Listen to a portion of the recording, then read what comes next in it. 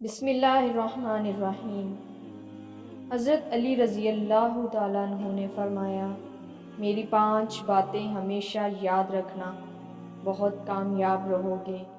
پہلی بات، اللہ تعالیٰ کے علاوہ کسی سے کوئی امید نہ رکھنا، کیونکہ اللہ پاک کے علاوہ کوئی ذات نہیں جو کہ تمہاری امیدوں کو پورا کر سکے۔ دوسری بات، اپنے گناہوں کے علاوہ کسی چیز سے نہ ڈرنا کہ کل کو جب اللہ کے سامنے جاؤ گے تو اللہ کو کیا منہ دکھاؤ گے۔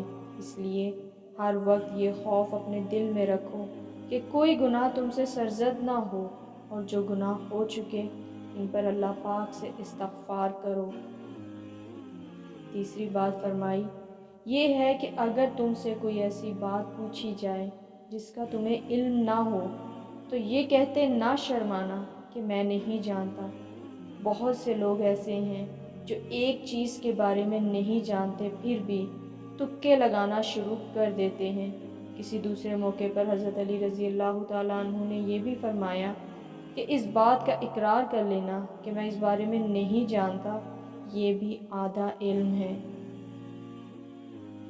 چوتھی بات فرمائی یہ ہے کہ جس بارے کا تمہیں علم نہ ہو اس کے بارے میں علم حاصل کرنے کی کوشش کرو، اور اس کے بارے میں علم حاصل کرو۔ اور آخری بات فرمائی صبر کرو، ہر حال میں صبر کرنا انسان کے لیے بہتر ہے، اور صبر ایمان کا حصہ ہے، بلکہ یہاں تک فرمایا کہ صبر کا مقام ایسا ہے جیسا کہ بدن میں سر کا مقام ہے۔ معلوم ہوا کہ صبر کا مقام ایمان کے ساتھ بڑا گہرا تعلق ہے، اس لیے چاہیے کہ صبر کا دامن کبھی نہیں چھوڑے۔